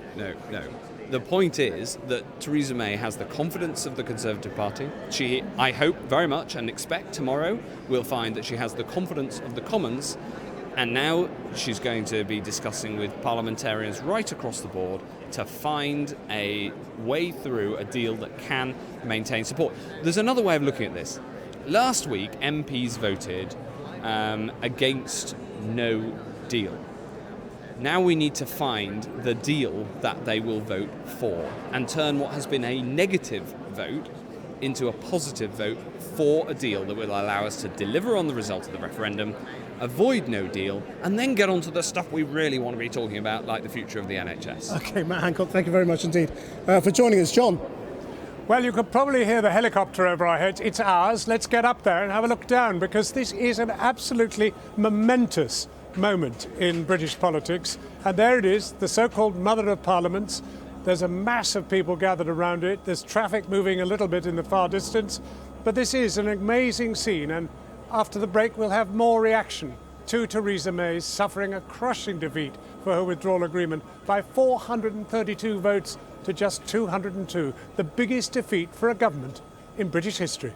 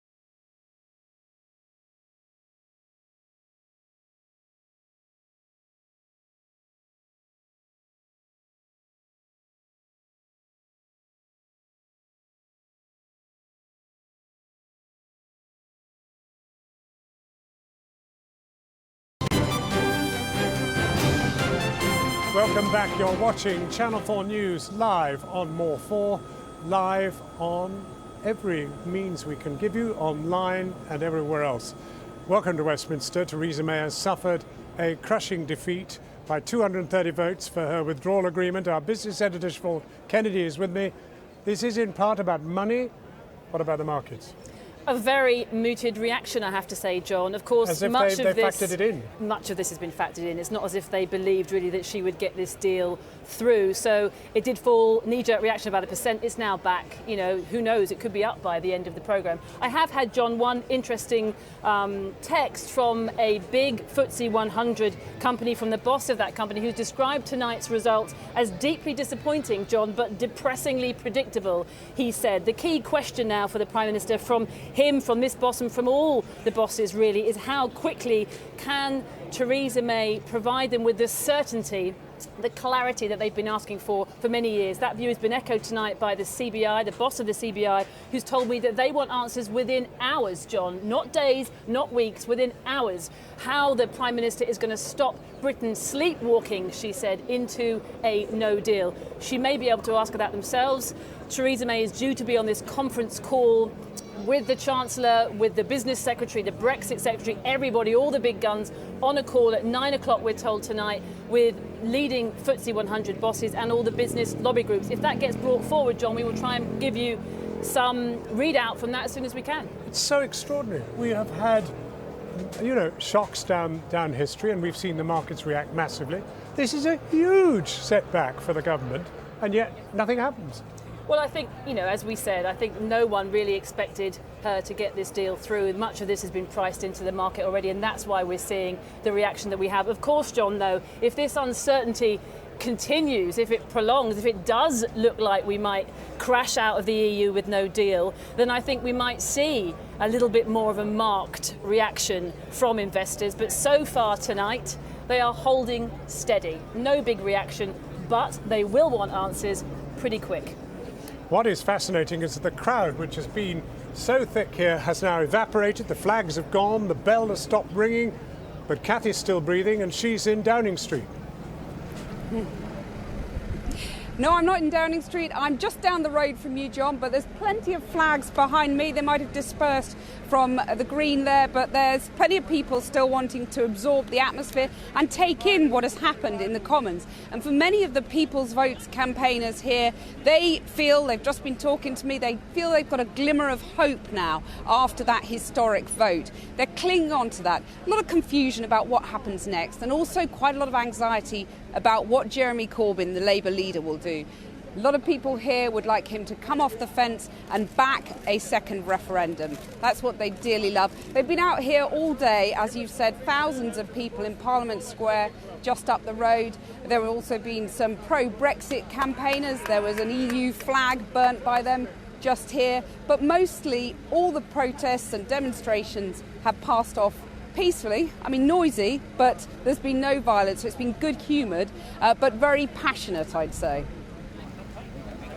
Thank you very much, Cathy. Now let's go north of the border to Edinburgh to our correspondent, Kieran Jenkins. Well, Theresa May seems to be finally reaching out to other parties to try and get some sort of Brexit through. Nicola Sturgeon, First Minister of Scotland's response seems to be, no thanks, you're all right. She's issued a statement tonight saying that the SNP will support Labour in that no confidence vote in the government, and two things must now happen. The clock must be stopped on Article 50, says Nicola Sturgeon, and legislation must be brought forward to put a vote to the people, again, a second EU referendum. Now this is vital, of course, because Nicola Sturgeon has tied the fate of Scottish independence, another independence referendum, to the outcome of Brexit. And over the past few months she's been saying not yet, not yet, not until something shifts with Brexit. Clearly we're almost at the time now where something maybe is going to happen with Brexit, and therefore something maybe might happen with a second independence referendum too. The Scottish Tories, by the way, are dead against a second EU referendum. They think it sets a dangerous precedent for another independence referendum. So the stakes are pretty high, and the circumstances couldn't be more fundamental over the coming days and weeks. Not only the UK's relationship with the EU at stake, but maybe Scotland's relationship with the UK as well. Kieran Jenkins, thank you very much. Well, here in the lobby, I'm joined by former Cabinet Minister Justine Greening, who voted against Theresa May tonight, and Tobias Ellwood, current Government Minister, who I'm assuming voted with the government. But are you shocked by the scale of the defeat? 118 of your colleagues voted against it. It was a huge defeat. You can't get away from that. And it's now a requirement, as the Prime Minister has spelled out, to see whether there is consensus across Parliament, the nation, government. These have been huge questions that haven't just taxed us over the last couple of years, but probably over the last 3 decades. It is our duty as parliamentarians and as government to now, having seen this deal be defeated, to see whether there is consensus that can be found in order to try and honour the result of the referendum. She's made a terrible mess of it, hasn't she? That's the truth. I mean, you know, it's clear there is some sort of agreement between different groups on different issues. Well, you touch on it. And the way that the Prime Minister has conducted herself throughout has been to make this party political, about her, about the Conservative government, and dividing. I wouldn't agree with that. What you touched on is so important. There are many, many factions in Parliament that are all calling for different answers, different solutions. Some want to jump to a second referendum. Some are now rallying around no deal, which I think would be very dangerous and an act of self-harm for the country. The duty now is to actually, now the deal has been tested and been found wanting, to see whether there is something that can bring us all together, that compromise that allows each of those groups to say, okay, I can accept I'm not to get my utopia, but maybe there's something in the middle that I'll be willing to accept. Does such a thing exist, Justine Greening? I've said for months I think Parliament is in gridlock. I think it was clear in the summer that we would be where we are today. We've wasted 6 months. So we can have no more procrastination. We now need the House to be able to vote on the various different options, including whether we should exit on no deal. I've always felt that we would have no majority for anything, which is why I think you'll have to unblock this through allowing people a vote. So this is a waste of time, then, is what you're saying? Is, you know, they're going to reach out, they're not going to find agreement. No, my point's the opposite. Actually, what I'm saying is we now need to test the will of the House on the other options. The key point, I think, is actually that this is no longer about what the Prime Minister wants. She needs to find out what the House wants and not rule out possible routes forward that we might be able to coalesce around. I think it's not facing up to the maths in Parliament over the last few months that led us to where we are tonight. So what we do now need to see is if we can work together to find a route through, but we need to do that in a matter of days, not weeks. I mean, what do you think it is? What is that consensus? Yes. Well, that's exactly what's being explored. I mean, you're criticising what has happened. Of course, another Prime Minister might have done something different, but I'm not sure how much so. We've seen the opposition have come up with no ideas themselves whatsoever. They're simply being opportunist about this. Well, the truth is both main parties if I can finish, have treated this party politically. If I can finish this, they, tonight, instead of offering a proposal, they've just gone straight for calling for a general election, a vote of no confidence. What the Prime Minister has said is that she will reach across the aisle to try and see whether there's that consensus to be. But it was very important, after working onto a deal which was agreed by 27 nations, that was put to the House. That's important. You dismiss that as if somehow it's a waste of time. It was important to test it and to see that it's tested and put it to the vote, and that's happened today. It was clearly a mistake to lose a month over Christmas when we could have had this vote in December and then tried to find a consensus. But the issue is that Brexit's not about party politics. So Jeremy Corbyn and Labour can try a no confidence vote, but a general election is not how you fix Brexit. This is not about party politics. We now need to see if we can find a consensus. If we can't, then we have to unblock this with a referendum. But that's the process we rapidly need to go through now. So is she finally going to ring Keir Starmer and Jeremy Corbyn?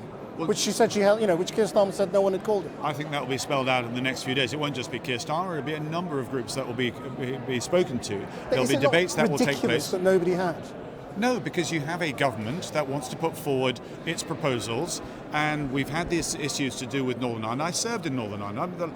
No one wants to see a border re-emerge there, which would have a challenge to the economy there. We do not want to go down that road. Now, the DUP wanted additional assurances. She tried to secure those. Nobody, I don't think anybody would want to go down that road at all. But it's been tested. It's been put to the vote. It has failed. We now move on. We now try and strike relationships and discuss those things. But even Keir Starmer, what's his view? What's his proposal? It's not even clear what Labour wants to do. Or maybe ring him and ask. Well, that's where we are. Tobias Selwood and Justine Green, thank you both very much. Now, back to John. Well, just joined now by Richard Burton, Shadow Justice Minister, and Joe Swinson. Both are here now. Join me. Well, first of all, you've got the vote of confidence tomorrow night. Can you win it? Let's see.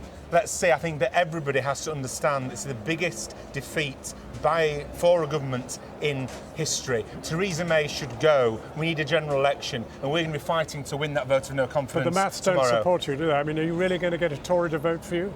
Well, she lost by 230 votes today. 118 Conservatives voted against her. I know, but look, even Anna Soubry says she's not going to go with you. Well, the lesson of today is anything can happen. And by the way, if we don't win that no confidence vote tomorrow, we may well bring one next time she suffers a humiliating defeat, which, as recent weeks have shown, might not be too long. Joe Swinson, Liberal Democrats, what are you going to do?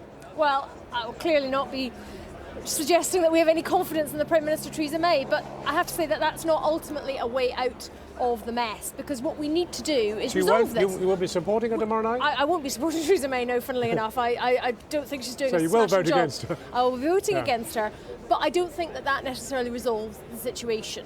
What we need to do is resolve this mess. Parliament is in a mess, and that's largely because of the way in which Theresa May and the Conservative government have handled this. But I have to say they haven't been helped by the official opposition, who, if they have a general election, you go into that election and you say you're going to be a vote for Labour is a vote for Brexit? I don't see how that resolves it. Richard's answer. Well, the Labour Party, Democratic Party, will decide our policy of the next election in the usual democratic way, if and when a general election is forced. But we need that general election, not just for a new deal in relation to Europe, for a new deal for every person who's been hurt by this cruel Conservative government and who was actually hurt by the Lib Dems when they were all right, with them. Well, what about a second referendum? Beforehand. Second referendum? Our conference policy is clear. That's one option we don't rule out. Well, now the table is with you and it's on it. What of it, therefore? Pardon? Well, the table is there and everyone says it's an option. Is it still an option? We're not ruling it out. The options are on the table. It's 72 days till Brexit. You have to get off the fence, Richard. We can't wait for you to say, well, we should have a general election, but I can't tell you now whether we'd be for or against Brexit. For heaven's sake, we need an opposition. Obviously, I won't take lessons from Lib Dems about sitting on the fence. They're masters of that. They were in government and inflicted austerity. Well, OK, second referendum, yes or no. What about you personally? Do you want a second referendum? Are you going to urge Jeremy Corbyn? After all, you have influence. You're the Shadow Justice Minister. Do you want a second referendum? My priority is to get rid of this government. No, that's not the question I asked you. A new deal on Europe, a new deal on Europe, and a new deal for everybody who's been hurt. I asked you about a second referendum. Are you in favour of one? Well, I'm open-minded about that, but I think there are dangers in that. It's not a panacea, and the real reason the Lib Dems on 6%, the real reason the Lib Dems on 6% support a referendum is because they are desperate and will say anything to get into power, as they did last time. We've been entirely consistent in saying that the Brexit deal should be put to the people. You didn't even all vote against the Tories on Brexit. We have been entirely consistent on that we need to have a people's vote. It's the manifesto that I stood and got elected on in 2017, and in fact now we find that is something which enjoys majority support in recent polls across the country, and that is what we need to do. You've been judged by history. I'm fighting the real enemies of the Conservatives. That's what I'm fighting. And you've aided and abetted them to hurt working class communities and all our diversity. I hope that rests well with your conscience. Look, we went into coalition and I think it was the right decision. I'm not saying we got everything right, but we're having a discussion now about Brexit, which is the pressing, looming challenge, and Labour is nowhere. You're desperate for votes. We want to get into government. No, I'm desperate to preserve the future of our country. You don't sound like somebody who's trying to marshal more friends in the Commons to help you beat Mrs May. I mean... Well, it's the duty of the Lib Dems to vote, and I'm pleased they will do on this occasion, against the Conservative government. But you could be nicer about it. You're being awfully beastly. Well, I recognise that the real enemy are the Conservatives. But why not talk to her nicely? What do you want to say to her? What I want to say is... there's no need to bellow. Just say nicely. One day I hope you'll apologise for the bedroom tax, for all the other bad things, the austerity you inflicted on my constituents and others. But as we are where we are now, remember, the enemies of decency in this country at the moment is this Conservative government, and you need to join with us in helping us to get rid of them. Rule out ever getting into coalition with them, please. Look, I'll be very straightforward, and I have said clearly that we are sorry for many of the things that we did in coalition. We didn't you'd get never get in everything coalition right. with them ever again? We didn't get everything right, but do you know what? I do believe in working together, and I'm working. Would you ever get in coalition with the Conservatives She's asking to work together. With Why Labour bellow at MPs. her? I'm working with SNP MPs, despite the fact that I profoundly disagree with them about the future of Scotland. I'm working, yes, with some Conservative MPs, with the Green MP. I'm doing that because Do you I think we promise need never to to get work. into coalition with the Conservatives ever again? Let's not visit the past. We're dealing with the For future. hypothetical for the next 50 years of my life. Okay. I believe in people working together. We need to be able to do that better. And I think the language of enemies I is want to not thank helpful. both of you for coming on. Thank you both very much indeed. Let's go back to, I think we'll go to Strasbourg. Matt Fry. Matt. Thanks, John. Well, welcome to the relative calm here of the European Parliament in Strasbourg. Let me read you this tweet from Jean-Claude Juncker, the President of the Commission, who was saying, "I take note with regret the outcome of the vote in the House of Commons this evening. I urge the UK to clarify its intentions as soon as possible. Time is almost up. #Brexit." I think there you have the response of just about everyone here. Please tell us what you actually want, now that you've told us overwhelmingly what you don't want, even though we spent 2 years negotiating it. Let's talk to Ana Gomes. She's a Socialist MEP, member of the Foreign Affairs Committee in the European Parliament, from Portugal. First of all, your reaction to this? Well, I was surprised. Shocked but not surprised? Yes, Right. not surprised but shocked Yeah, anyway, okay. because the defeat was even more staggering than anticipated. But the question now is indeed what's next, and it doesn't look like the Labour motion of confidence will succeed. Will succeed. Let's talk specifically then. There are many people in this Parliament and in European capitals who now expect London to ask for an extension of Article 50. Should that be granted? I mean, if nothing works in the UK Parliament, it would seem sensible to give the vote back to the people. Right. And in order referendum. To have a people's vote, a second referendum, this will need to be concerted with the EU in the sense that there will have to be an extension of Article 50, and that needs the support, the consent of 27 member states. We know that, but Article 50 extended also means Britain having to take part in the European elections in May. Well, now, those seats have already been impossible. allocated to other countries. It depends on the speed in doing it all, but it is not impossible to have a second referendum and to have a later voting on European MEPs in Britain. So in terms of the timetable, you see extension of Article 50, delay the European elections by a month. Not the European elections, in Britain only, right. not in the rest of right. But the then have a referendum. Yeah, because before that, the Article 50 would only be activated if the no votes for MEPs would only be if Article 50 would be activated. That can be postponed in order to allow for people. Lots to discuss. We'll be here again. Thank you very much for coming on the programme. There you have it. Everyone's trying to work out what on earth happens next. The ball once again is in London's court. Back to London. Back to you, John. After the break, more from Westminster on the crushing defeat for Theresa May and Labour calling a confidence vote in her government.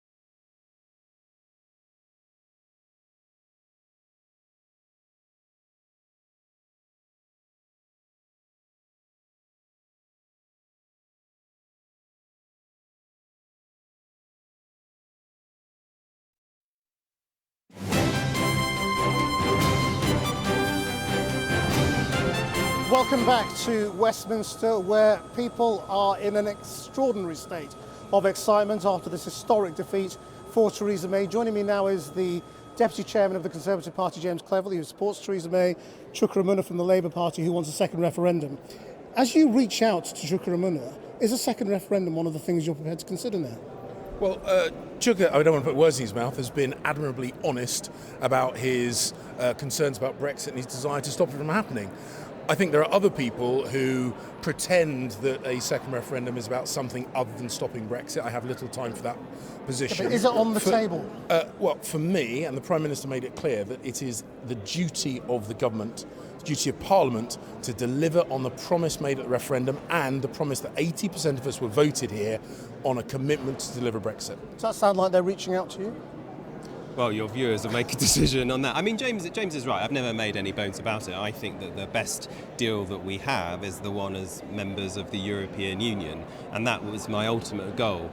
But I don't get to decide this. Ultimately, Parliament's got to come to a view, and the people, I think, are probably the only ones who are going to be able to resolve impasse and gridlock here. Now, I think before... How do we get to your position then? Well, look, there's two things that need to happen.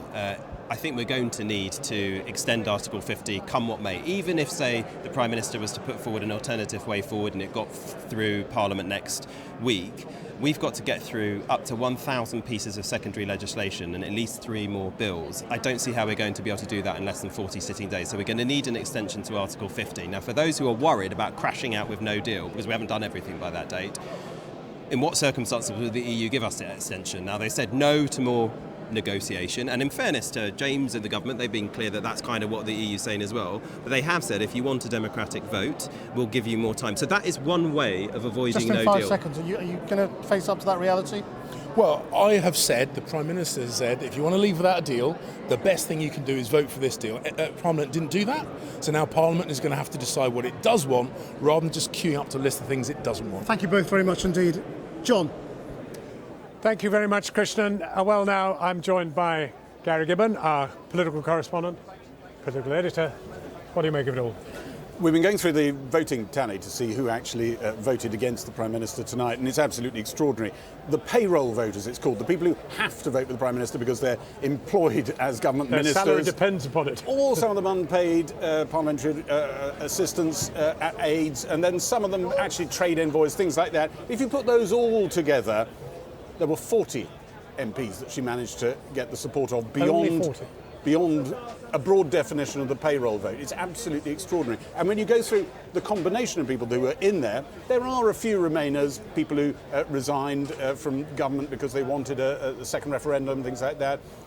There are some people in the middle you weren't quite expecting to see there, but the bulk of them are Brexiteers. So if Theresa May wants to get a deal, does she tack towards them and potentially lose more Remainers, or does she tack towards Labour and make concessions, which could mean that that tally gets even added to? Tory MPs are saying to me, when they listen to Theresa May in the House just now, get up after the defeat and say, I'm going to start a conversation with Labour parliamentarians. They were just whispering into each other's ears, this is the end of the Tory party. We are going to split apart. She herself is still secure. She's secure, she'll win the confidence vote tomorrow, but where will she pivot? And Labour MPs will be wanting her, at the very minimum, to start talking about full membership of a customs union, which explodes her own party. Gary Gibbon. Well, it's good night from us all of us here on this historic day of defeat for the Prime Minister. We'll see you tomorrow for another momentous day as she faces a vote of confidence. And we'll leave you with a little bit of music as Theresa May finally... They were just whispering into each other's ears, this is the end of the Tory party. We are going to split apart. She herself is still secure. She's secure, she'll win the confidence vote tomorrow, but where will she pivot? And Labour MPs will be wanting her, at the very minimum, to start talking about full membership of a customs union, which explodes her own party. Gary Gibbon. Well, it's good night from us all of us here on this historic day of defeat for the Prime Minister. We'll see you tomorrow for another momentous day as she faces a vote of confidence. And we'll leave you with a little bit of music as Theresa May finally faced her Waterloo.